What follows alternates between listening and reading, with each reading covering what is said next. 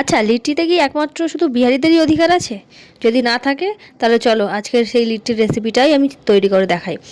অনেক দিন না লিট্টি খাবো খাবো করছিলাম। আমাদের এই কলকাতাতে লিট্টি অনেক জায়গায় পাওয়া গেলেও বিশেষ করে নিউ টাউনটাতে তেমন একটা ভালো দেখিনি যে লিট্টি তৈরি হচ্ছে। তো আগের দিনকে ইউটিউব বাবার সম্বন্ধে একটু ভালো করে দেখে নিলাম যে ইউটিউব বাবার কাছ থেকে যে কেমনভাবে লিট্টির মানে প্রোগ্রামটা কেমন কি হয়। তো সেক্ষেত্রে আমি নিয়ে নিয়েছিলাম 20 টাকার দামের ছাতু, কতটা ছিল জানি না, দিয়ে দিলাম গোলমরিচের গুঁড়ো, কালো জিরে আর একটু জোয়ান, আর কিছুটা পেঁয়াজ কুচি, আদা রসুন কুচি, কুচি কিন্তু বাটা নয়, আর লঙ্কা কুচি আর ধনেপাতা কুচি।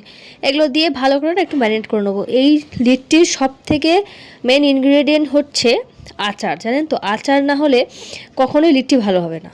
তো ভালো একটা আচারের ফ্লেভার দরকার। তো এখানে বিট লবণ, সরিষার তেল আর ভালো একটা আচার আমি নিয়ে রেখেছিলাম, যেটা হচ্ছে পাঁচমিশালি আচার, ঝাল টক মিষ্টি। পাঁচমিশালি আচারটা হলে ভালো হয়। আর এইখান থেকে আমি দিয়ে দিয়েছিলাম বড় একটা লেবুর স্লাইস, যেটা 2 চামচ অন্তত লেবুর রস পাওয়া যাবে। তো ওটা দিয়ে ভালো করে ম্যারিনেট করতে হবে, ভালো করে মানে জল ছাড়াই।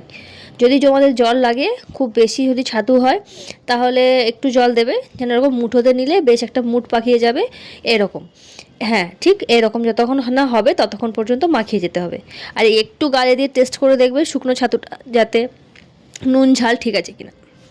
মেন ব্যাপারটাই সাল্টে দিলাম, আর কোনো ঝামেলা নেই। এবার শুধু আটার ডো করো, ডো করে এরকম খুলি মতো করে তাতে ভালো করে ছাতুর মানে ফিলিংটা দাও, দিয়ে আর ঠিক এরকমভাবে যেরকম দেখাচ্ছি কিন্তু এই রকমভাবেই কিন্তু মুড়তে হবে, নাহলে কিন্তু ছাতুর ডোটা ফেটে যাবে, মানে ফেটে বেরিয়ে আসবে। তাহলে আর জিনিসটা ভালো করে আর খাওয়া দাওয়া হবে না, সব ওই কড়ার মধ্যেই ছড়িয়ে পড়িয়ে একাকার হয়ে যাবে। তো চলো এবার মুড়ে দেখিয়ে দিলাম। এবার নেক্সট টাইম তোমরাও করে আমাকে কমেন্টে জানাবেন কেমন হলো। যদি ভালো লেগে থাকে আমাদের এই চ্যানেলটিকে অবশ্যই সাবস্ক্রাইব করে, লাইক করে, শেয়ার করে, কমেন্ট করে জানিয়ে দেবেন কেমন লাগলো। তো এবার মেন সব থেকে ভালো জিনিসটা, যেটা না হলে হবেই না, সেইখানের জন্য বেগুন আর টমেটো আমি ভালো করে পোড়াতে বসিয়ে দিলাম। আর এবারে তো একদম টপিকটাই হালকা, শুধু হালকা ঘি ব্রাশ করে কড়াইতে আমি এই প্রত্যেকটা লিট্টিগুলো বসিয়ে দিলাম। আমার লিট্টিগুলো কিন্তু বমের মতো সাইজ হয়েছিল, একটা মোটামুটি মাথায় ছুঁড়ে মারলেই মোটামুটি সে আধমরা হয়ে যাবে।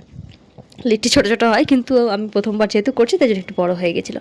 তো এবার বেগুন ভর্তায় দিয়েছিলাম একটু সরষের তেল, কাঁচা লঙ্কা, পেঁয়াজ আর একটু ধনেপাতা, এইটুকুই লাগবে। এবার নুন দিয়ে একটু লেবুর রস দিয়ে ভালো করে মাখিয়ে নেবে। আর লিট্টির কালারটা এরকম চলে এলেই না বাস ক্রাঞ্চি ক্রাঞ্চি লিট্টি হবে, বেশ মুড়মুড় করে, ভেতরটা একটু টক টক ফ্লেভার আসবে, মানে মানে কম্বাইনটা অসাধারণ লাগবে। এরকম একটা বিষয় হলেই তোমরা বুঝে যাবে কি লিট্টি তৈরি। আর এই বেগুন ভর্তা, যেটা আর কি চোখা বলে, এটাতে আলুও দিয়েছিলাম একটুখানি, আলু ভর্তা।